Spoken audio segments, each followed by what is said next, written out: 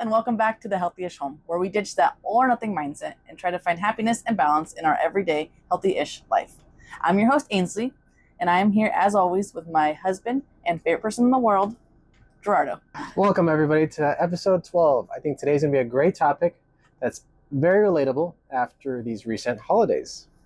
Yes, but before we jump into that, let's recap on last week's episode. So last week we talked about the importance of support and supporting one another and cheering each other on.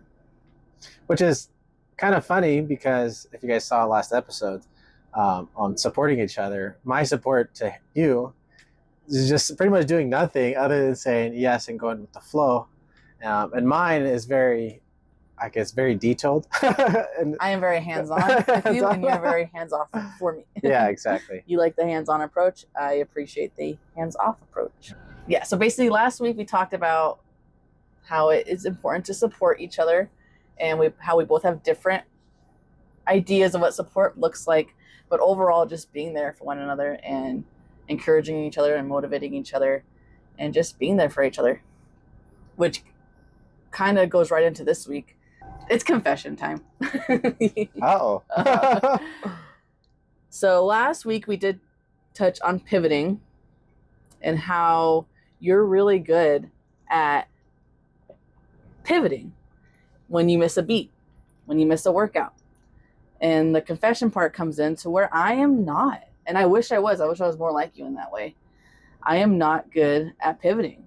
So I cut my strength training days from 4 to 3 because with everything we have going on and just the season of life, 4 was beginning to be too much. I didn't have enough time, and that's something I recognized. I was like, okay, 3 days, perfect. 3 days a week, sprinkle in with some running on my off days and stuff like that. But the last 2 weeks in a row, I've missed my Saturday morning workouts for whatever reason.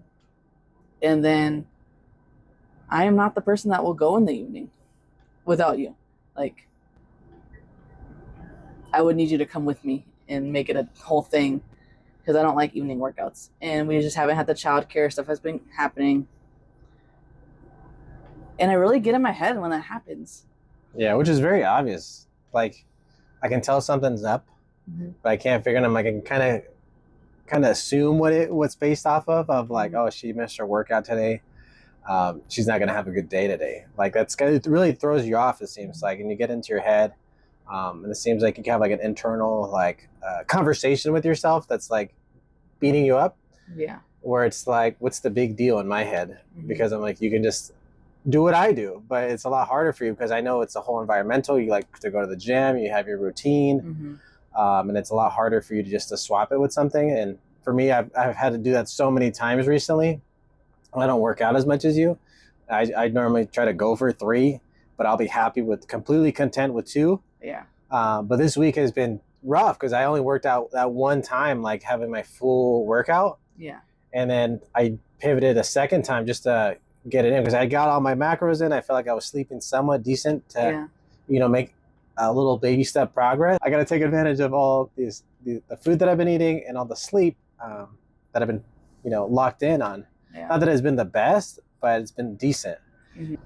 So it's a lot easier for me to make that pivot and try to get a little bit here and there, knowing that a little bit of something is better than nothing at all. Because that's what we want to talk about today, is the difference from missing a single workout and completely derailing your whole health fitness goals is not just the workout itself, but it's the self-talk that happens after you've missed your workout or when you don't hit your macros. It's that internal battle that you have to deal with on a regular basis. And we're going to dive into that. Exactly. So our question today is, why is it so important not to let those disappointments and roadblocks get us down? How do we use resilience and positive self-talk to stay on track? I think the first part of this is reframing your mind over this workout, whether you missed it or you missed your macros. It's not a complete red light in your journey. A lot of us, I think like, okay, there's no more progress anymore because I missed my workout or so everything's ruined. Yeah, like everything is ruined, but really it's just a speed bump or it's just a detour. You have to adjust here and there. But it's easy to get in your mind like, you know what, a complete halt. Yeah, well, like when I missed, so it's been 2 weeks in a row where I missed my Saturday workout, and I didn't make it up, like I just missed it. And so last week I missed it and moved on. I was like, okay, it's just 1 week.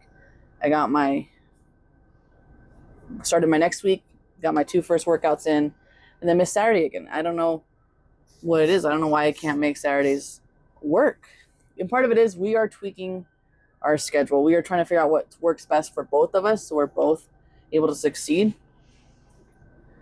And it's hard not to get in my head about it because realistically, I could do something small. I could pivot like you, but I can't. Like, it's hard. It's harder for me. But that's exactly your point. I get in my head about it, and you're saying not to get in your head about it. View it as a detour. Get back on the road. Make the adjustments you need, and just get back to it. Yeah, I think it's like you're saying, just get back to it. Just make the adjustments. I think that's the biggest thing is resilience. It's not about having a perfect locked in week, day after day, week after week, because things are going to happen. Different seasons in our lives, they change. Like we were saying earlier, that like we're taking on more things, so we have to adjust here and there. We have to adjust our workout plans, and that's okay. It's okay to be in different seasons. You're like, that's normal. And if you miss a workout, that's fine. Just jump back in and adjust. So why is this so hard for me, Gerardo? Why is the negative self-talk so counterproductive? Yeah, because that negative self-talk of saying like, I'm lazy or I'm not good enough, I can't do this, and that's just sending your body more stress hormones and more signals to your body saying like it's more of a defeat, like I can't do this. Yeah, the more negative talk that you have, the harder it is for you to jump back and make those adjustments. You're really just pushing yourself farther back in your progress by having that negative self-talk. All right, so let's practice. Instead of saying this, we should say that. So instead of saying I ruined all my progress this week because I missed my Saturday workout, I'll instead say that progress isn't linear. I had a detour. What's the next healthy step I can take right now? Or the next healthy-ish step I can take right now? Yeah, and here's another example. When you miss that run and you have that negative self-talk of saying, I'm lazy or I can't do this, instead of thinking that, try thinking, you know what? Things came up. I prioritized other things. I'm going to make adjustments. Instead of just saying, I'll do that run later, get intentional about it.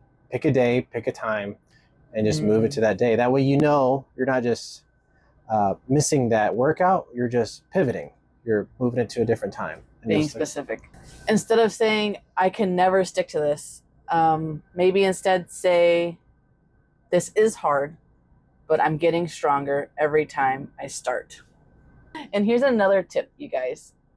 Think of your spouse or your best friend. Ask yourself, would I say this to them? Like, I would never call Gerardo lazy or tell him that he sucks or tell him that he's not good at this because he missed a workout. So why tear yourself down, Yeah, so let's give our audience 2 immediate steps that they can do and implement next time they miss a beat. The first one is something I do on a regular basis because I'm always having to pivot, is the 5-minute rule. So let's say you miss your workout, and instead of getting down on yourself, saying, okay, I'm going to take 5 minutes to either go on that walk, or I'm going to take 5 minutes to think of my next meal prep, or 5 minutes to push you in that next direction. For me personally, I like to do 5, sometimes even 10 minutes of just kettlebell work, where I know I didn't get my hour and 15, 20 minutes that I like to do and get the full volume of my workout plan. Right. But I'm okay making that pivot and just doing 5 minutes, 10 minutes, even if it just means grabbing my kettlebell and doing a couple curls, or getting the kettlebell and doing a couple squats. That makes me feel like, okay, at least I did something. And a lot of times I'm like, once you start, you actually feel really good. And you're like, you know what, I can do like 1 more minute, maybe 2 more minutes. And yeah, it's not the same as doing your full workout plan like you planned. Yeah. But that's okay. That's life. And you make adjustments. Acknowledge and move on. That's what I need to get better at. Okay. Verbally say it out loud. I missed my workout. What's the next step I can take to keep me on track? Maybe it's going on a walk. Maybe it's filling up my water bottle and drinking some water. Maybe it's eating my protein. Maybe it's going to bed earlier tonight so I don't miss my next workout. Don't let the disappointment linger past that acknowledgement stage. Acknowledge and move on. Yeah, and that's the healthy-ish home way, where you have the kindness to yourself to restart as many times as you need to. Yeah. All right, guys, thank you so much for tuning in to episode 12 of The Healthy-ish Home. Remember, it's truly okay to miss a beat. The goal is a long, happy, healthy song, not the perfect day. Please don't forget to like and subscribe. Leave us some love below. Yes, please do. And we challenge you to shut down that negative self-talk and replace it with kindness. Yes, I'm going to be working on this.